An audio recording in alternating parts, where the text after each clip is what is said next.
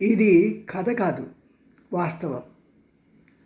ఒకసారి మా మిత్రుడు లడఖ్కి వెళ్ళినప్పుడు జరిగిన కథని నేను అనుకుని మీకు కథ చెప్తున్నాను. నా కథ కాదు, నా మిత్రుడి కథ. మేము ఒకసారి మేమంతా సాఫ్ట్వేర్ ఉద్యోగులం. లడఖ్కి 10-15 మంది కలిసి వెళ్ళాము సరదాగా ఫ్యామిలీస్తో పాటు. వెళ్ళి అలా తిరిగి వస్తూ ఉంటే మాకు ఒక చోటకి వెళ్ళడానికి ఒక ట్యాక్సీ అరేంజ్ చేశారు. ఆ ట్యాక్సీ డ్రైవరు 28-29 ఇయర్స్ మధ్యలో ఉంటాడు.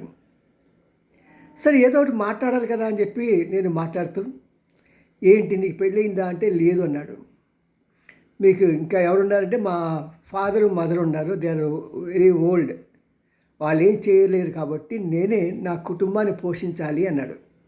అవునా అన్నాను.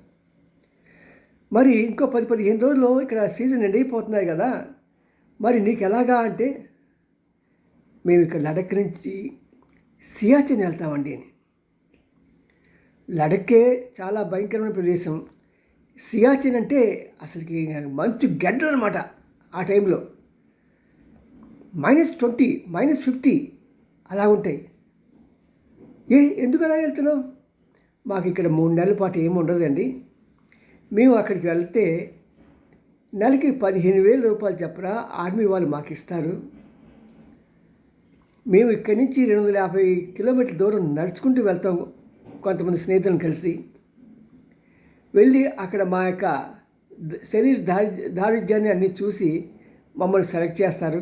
ఒకవేళ సెలెక్ట్ కాకపోతే మేము అక్కడే కూర్చొని మళ్ళీ వెనక్కి వచ్చేస్తాం. సరే వెళ్ళిన తర్వాత మాకు నెలకి 15 రోజులు 15,000 జీతంతో మమ్మల్ని ఆ క్యాంప్లో సెలెక్ట్ చేసుకుంటారు.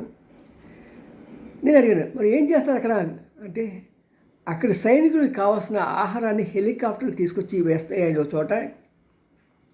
ఆ వచ్చిన వాటిని క్యాంప్స్కి మేము తీసుకుని వెళ్ళాలి.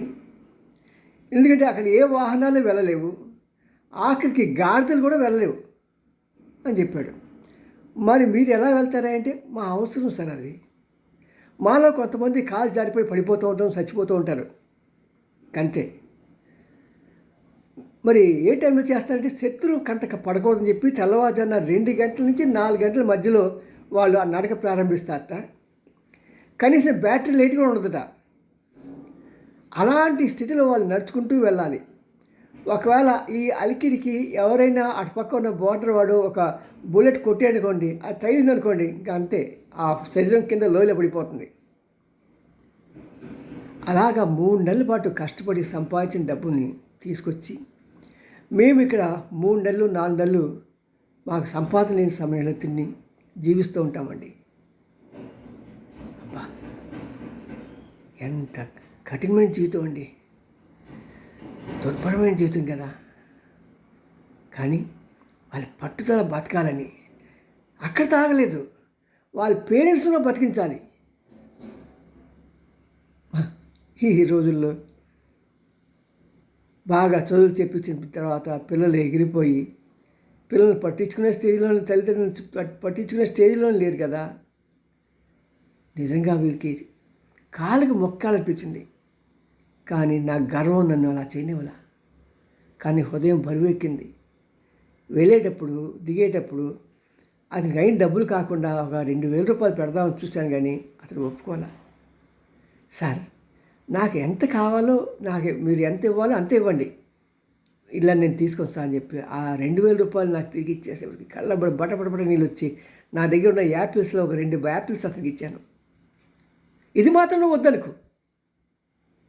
తీసుకున్నాడు, సంతోషాన్ని ఇచ్చింది. సియు మీ ఎన్ రామ్జీ, సీనియర్ జర్నలిస్ట్.